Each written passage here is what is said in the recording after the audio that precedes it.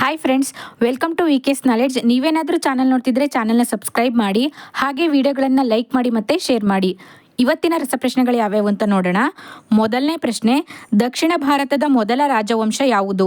Option A ಚೋಳರು, option B ಚೇರರು, option C ಪಾಂಡ್ಯರು, option D ಶಾತವಾಹನರು.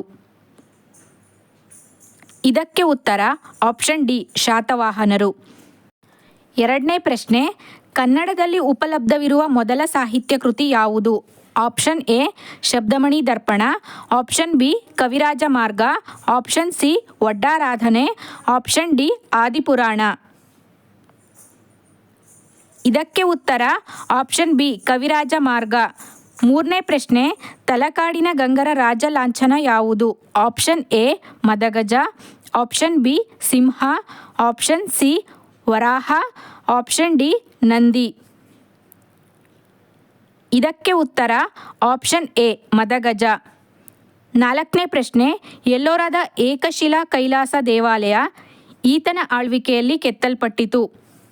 Option A Amoghavarsha Nripatunga, option B Mangalesha, option C ಮೊದಲನೇ Krishna, option D ಇಮ್ಮಡಿ ಪುಲಕೇಶಿ. ಇದಕ್ಕೆ ಉತ್ತರ ಆಪ್ಷನ್ ಸಿ ಮೊದಲನೇ ಕೃಷ್ಣ. ಐದನೇ ಪ್ರಶ್ನೆ, ಶಿವಾಜಿಯ ಪಟ್ಟಾಭಿಷೇಕ ನಡೆದ ಸ್ಥಳ ಯಾವುದು?